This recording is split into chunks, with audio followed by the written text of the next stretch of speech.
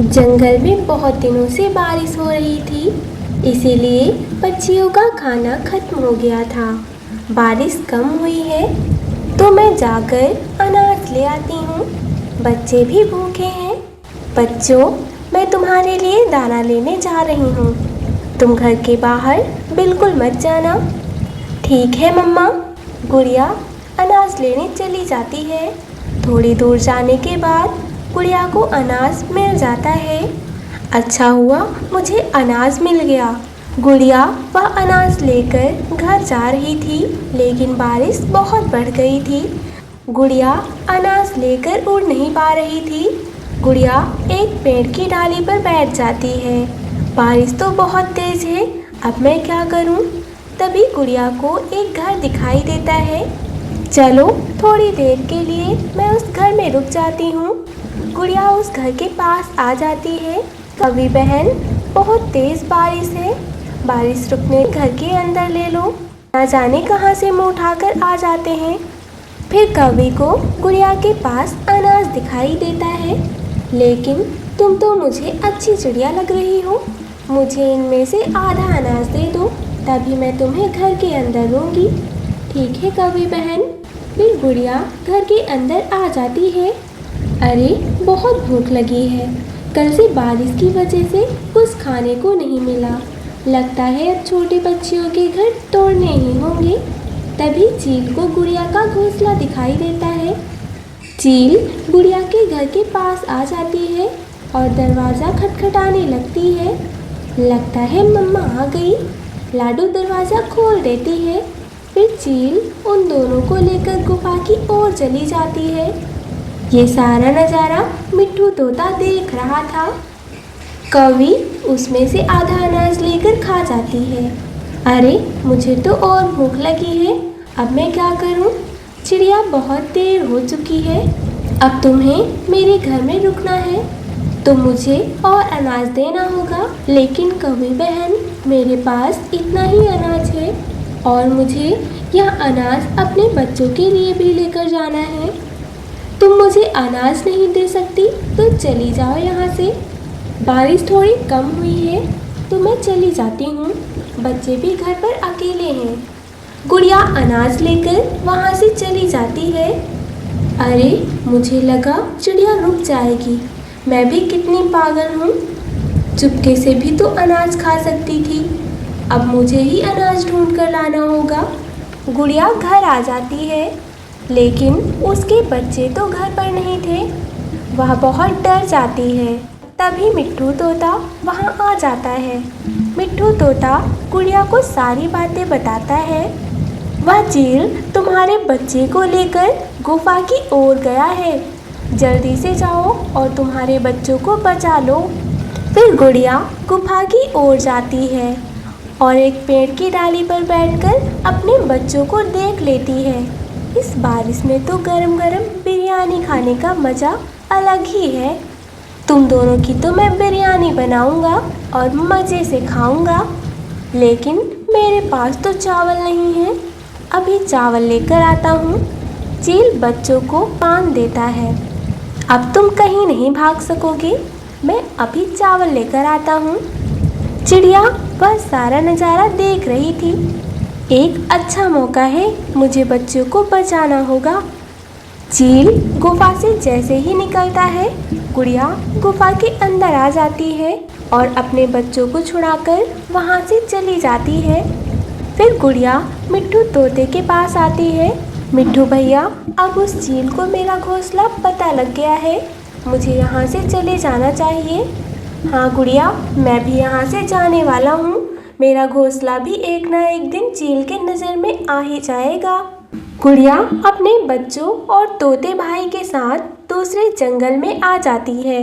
वहाँ वे अपना अपना घोंसला बनाकर खुशी से रहने लगते हैं। चिड़िया अपने बच्चों के लिए भोजन ढूंढकर अपने घर जा रही थी। तभी एक दुष्ट चील की नज़र चिड़िया पर पड़ जाती है। आज तो बहुत स्वादिष्ट भोजन मिलेगा। चिड़िया भी चील को देख लेती है और तेजी से अपने घर की तरफ निकलती है। चिड़िया अपने घर पहुंच जाती है। चील भी चिड़िया का पीछा करते करते गुड़िया के घर के पास पहुंच जाती है। कब तक भागोगी चिड़िया, एक न एक दिन तो तुम मेरी पकड़ में ज़रूर आओगी। गुड़िया डर जाती है। माँ, ये किसकी आवाज़ थी और इतनी तेज़ी से कौन बोल रहा है? कुछ नहीं लाडो, तुम अनाज खाओ और आराम से सो जाओ। लाडो अनाज खाकर सो जाती है। गुड़िया बहुत परेशान थी। चील घर के बाहर चिड़िया का आने का इंतज़ार कर रही थी। तभी चील के दिमाग में एक आइडिया आता है।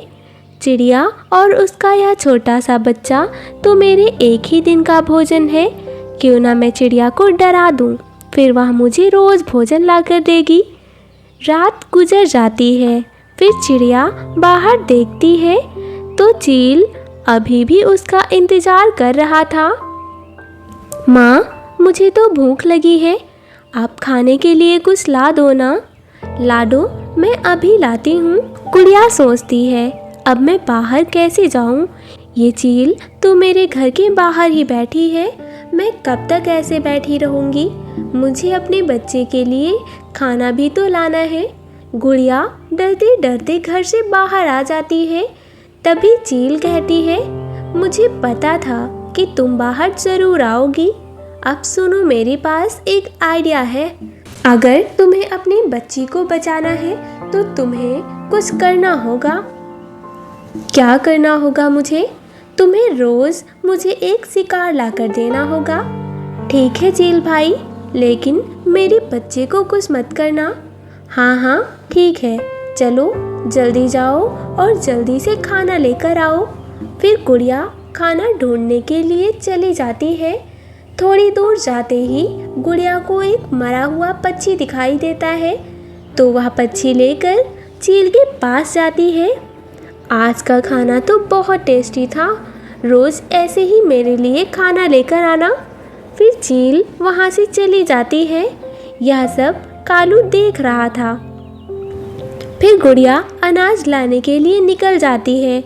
कालू भी गुड़िया के पीछे पीछे जाता है। रुको गुड़िया, रुको। फिर कालू चिड़िया के पास जाता है। क्या कहते हो कालू भैया? गुड़िया, मैंने सब देख लिया है कि तुमने उस जालिम चील को एक पक्षी खाने के लिए दिया है। हाँ कालू भैया, क्या करूँ, यह तो मेरी मजबूरी है। लेकिन उस चील ने मुझे कहा है कि जिस दिन तुम मुझे खाना नहीं दोगी उस दिन तुम्हें और तुम्हारे बच्चे को खा जाऊंगा। अरे बाप रे, यह तो बहुत बड़ी बात है। गुड़िया, आखिर कब तक ऐसे चलेगा? जंगल में हर रोज़ ऐसे पक्षी थोड़ी मरता है। रोज़ रोज़ शिकार तुम कहाँ से लाओगी? पास एक आइडिया है। क्या आइडिया है कालू भैया? मुझे भी बताओ। कल तुम उस चील को नदी के किनारे जो छोटी गुफा है वहाँ लेकर आ जाओ।